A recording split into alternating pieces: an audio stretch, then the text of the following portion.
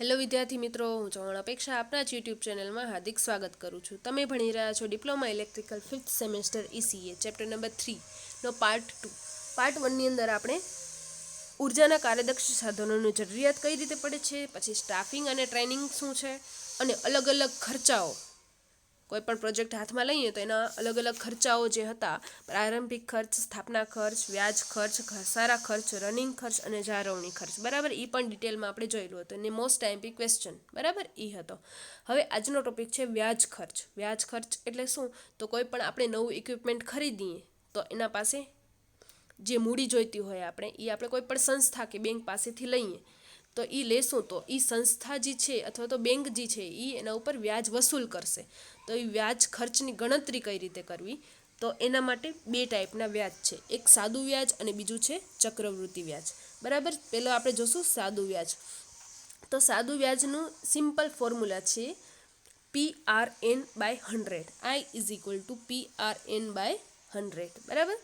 પી એમાં શું છે? તો રકમ છે, જે તમારી મૂળ રકમ હોય, ઇક્વિપમેન્ટની મૂળ રકમ, બરાબર, મુદ્દત.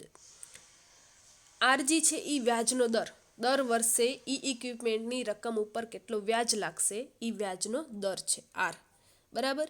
અને N = સમયગાળો, એ વર્ષમાં, 1 વર્ષ માટે, 2 વર્ષ માટે, 3 વર્ષ માટે, જેટલા વર્ષ માટે હોય એ ઇક્વિપમેન્ટ ઉપર એ વર્ષમાં, બરાબર. તો પી શું છે, આર શું છે ને એન શું છે એ તમને ખ્યાલ પડી ગયો. પી એટલે રકમ, આર એટલે વ્યાજનો દર, એન એટલે સમયગાળો વર્ષમાં, બરાબર. હવે એનું સિમ્પલ ફોર્મ્યુલા PRN/100, બરાબર.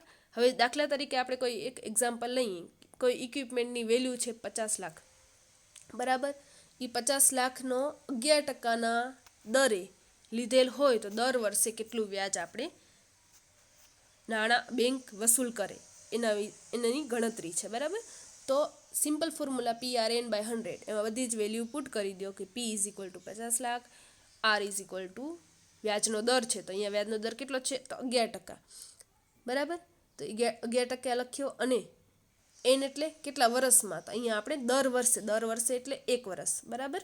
તો 1 વર્ષ અહીંયા લખી નાખ્યું, બરાબર, ને /100, બરાબર. તો જેટલી આવી 5,50,000 રૂપિયા એનું વ્યાજનો વાર્ષિક વ્યાજ વસૂલ કરશે, બરાબર. એ રીતે આપણે ગણતરી કરી શકીએ. સપોઝ 12 વર્ષ હોય તો અહીંયા એકની જગ્યાએ આપણે શું લખશું? 12 વર્ષ. તો એની જે રકમ આવે એ વ્યાજ, વાર્ષિક વ્યાજ આપણે ગણતરી થશે, બરાબર. ચલો, એના પછી છે ચક્રવૃત્તિ વ્યાજ. ચક્રવૃત્તિ વ્યાજની પણ સિમ્પલ ફોર્મ્યુલા છે P = 1, વ્યાજની મુદત = P (1 + R/100/N), બરાબર. એમાં P પણ રકમ છે, મૂળ રકમ, R એટલે વ્યાજ અને N એટલે વર્ષમાં, બરાબર. તો આ સિમ્પલ ફોર્મ્યુલા અહીંયા દીધેલો છે, બરાબર. ચલો, એના પછીનો છે ટોપિક, મોસ્ટ ટાઈમ્પી ટોપિક, ઘસારો, ડિપ્રેશિએશન, બરાબર. જીટીયુની એક્ઝામમાં ઘણી જ વખત પૂછાયેલું છે. અને આગળ આપણે પહેલા પાર્ટની અંદર જોઈ લો તો કે ઘસારા ખર્ચ એટલે શું, બરાબર.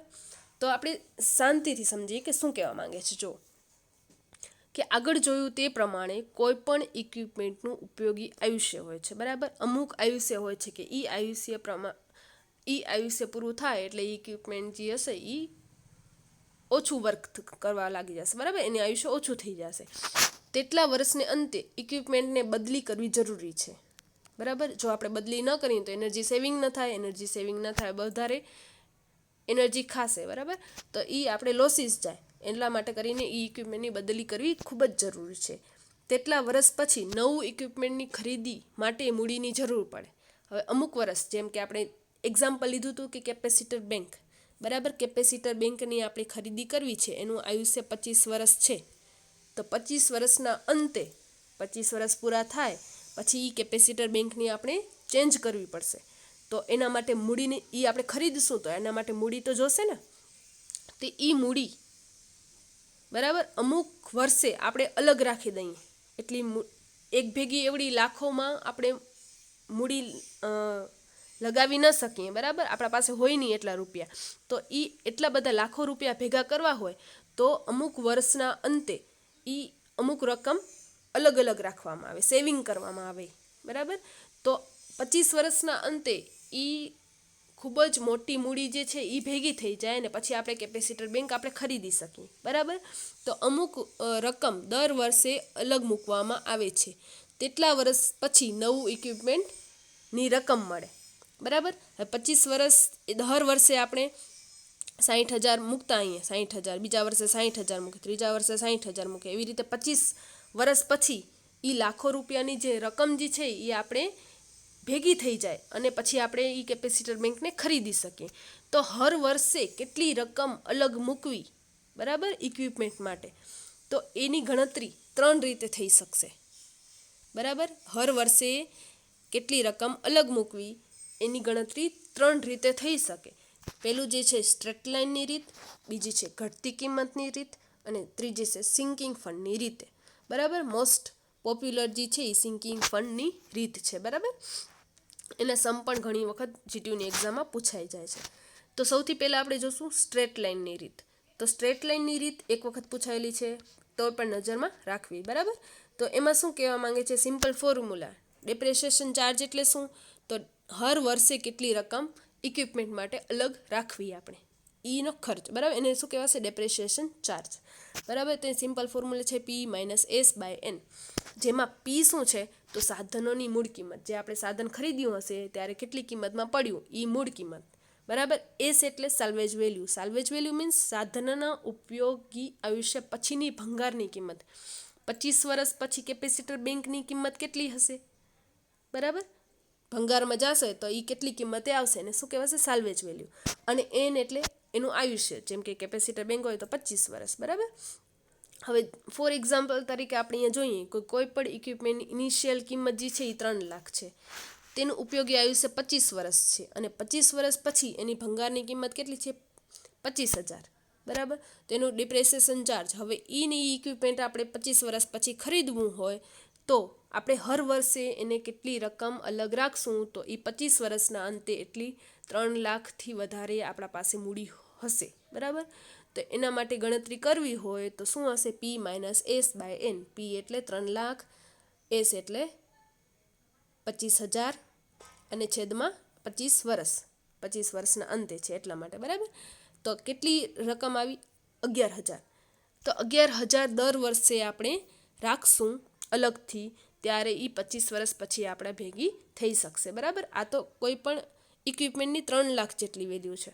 તો હજી એનાથી વધારે પણ મોટી ઇક્વિપમેન્ટ હોય તો મોટી વેલ્યુ પણ હોય, બરાબર, કરોડો મોઢે પણ હોય તો વધારે રાખવી પડે આપણા એના માટે મૂડી, બરાબર. એ રીતે કહેવા માંગે છે. હવે એનો ગ્રાફ જોઈએ છીએ. તો ગ્રાફમાં શું કહેવા માંગે છે, જુઓ, એક્સ એક્સિસ ઉપર શું છે, એજ છે અને વાય એક્સિસ ઉપર વેલ્યુ છે, બરાબર. હવે ગ્રાફ પરથી માલુમ પડે છે કે ઇક્વિપમેન્ટની ઇનિશિયલ કોસ્ટ P સરખા દરે ઘટતી જાય છે. સૌથી પહેલાં એની વેલ્યુ જે હશે ઇક્વિપમેન્ટની વેલ્યુ એ ટોપ ઉપર હશે, મેક્સિમમ હશે, બરાબર. પછી હર વર્ષે એની વેલ્યુ ઘટતી જાય. શું કામ, તો એ ઇક્વિપમેન્ટ યુઝ થાય છે એટલે એની આઉટપુટ જે હશે એ ઓછું આપતું જાય છે, એટલે એની વેલ્યુ જે હશે એ ઘટતી જાય છે. ક્યાં સુધી આવે છે, S, સાલ્વેજ વેલ્યુ સુધી, ભંગારની કિંમત. આટલું એ 25 વર્ષ પછી એની વેલ્યુ ઘટીને ભંગારની કિંમત સુધી આવી જાય છે, બરાબર.